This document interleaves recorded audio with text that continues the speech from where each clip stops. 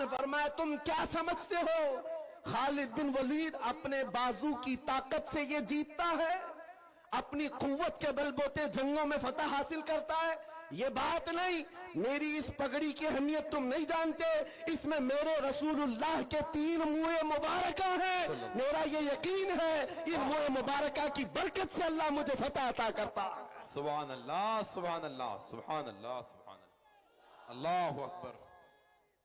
یا رسول اللہ زندہ باد. میرے عزیزو ایک بات یاد رکھو، دنیا میں جس نے بھی ہیبت طاری کی ہے وہ عشق رسول کی دولت سے ہی طاری کیا ہے. بے شک. واہ. وہ خالد بن ولید رضی اللہ تعالیٰ نبی کریم صلی اللہ تعالیٰ علیہ وسلم سے کمال درجے کی محبت، حضور کے اعضائے مبارکہ بال مبارک سے اس قدر والہانہ عقیدت جس کی وجہ سے ان کا یقین تھا کہ مجھے جنگوں میں فتح ملتی ہے اور کفار کے دلوں میں ہیبت طاری ہوتی ہے.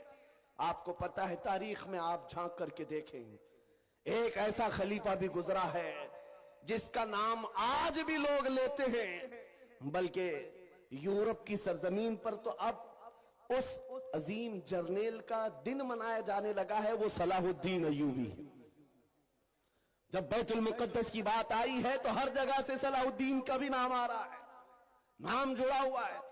اٹلی اور ڈنمارک میں اب لوگ صلاح الدین ڈے منا رہے ہیں.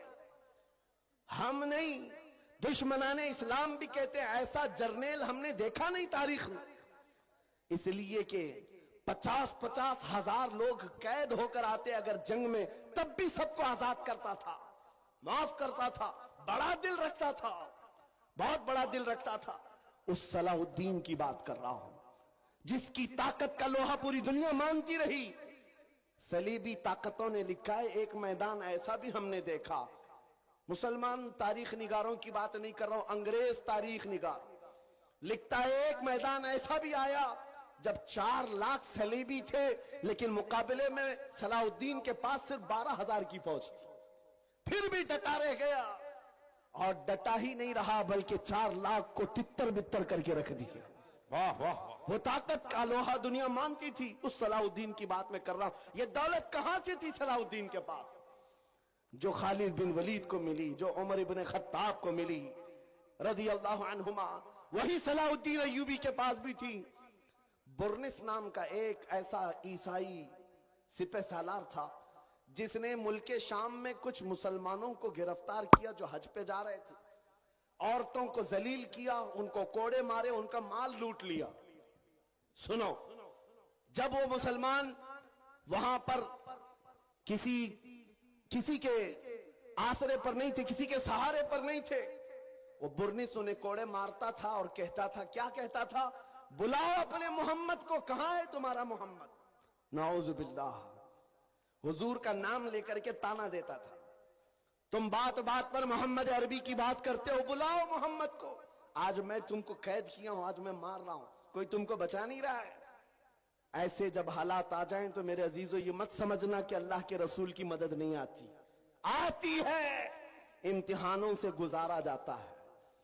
یہ وقت گزر گیا اور ان گرفتار مسلمانوں میں سے کوئی ایک آ کر صلاح الدین کے پاس یہ بات عرض کیا.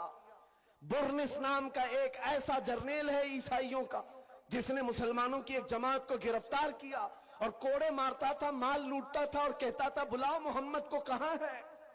یہ اس زمانے کی بات ہے جب صلاح الدین بہت بیمار تھے، بستر پر لگ چکے تھے، بیمار تھے. صلاح الدین کو جیسی ہی یہ بات پتا چلی، گرج کر کہنے لگے میں اپنی پوری طاقت و قوت جمع کروں گا اور اس کے بعد اس برنس کے پیچھا کروں گا. 2-2.5 سال گزر گئے، 2.5 سال گزر گئے، بیمار بھی تھے اور اسی بیماری میں اپنے لشکر بھیجتے رہے. وہ وقت آ ہی گیا، بکرے کی اماں کب تک خیر منائے گی، ایک دن بکرے ہی تو آئے گی. اس برنس کو صلاح الدین کی فوج نے گرفتار کیا اور وہ گرفتار ہو کر جب قیدی بن کر صلاح الدین کے پاس لایا گیا، सलाहुद्दीन अय्यूबी की आंखें शोले बरसा रही थी। अपनी हाथ में तलवार लेकर के आए और पूछा क्या कहता है बता बुर्निस। बुर्निस कहा मैं तुम्हारे बारे में जानता हूं, तुम हजारों कैदियों को यूं ही आजाद करते हो। जब जब तुम्हारे पास कैदी आते हैं उनको तुम फिदिया लेकर या छोटी सी बात पर आजाद करते हो। आज भी मैं वही उम्मीद रखता हूं सलाहुद्दीन मुझे आजाद करेगा।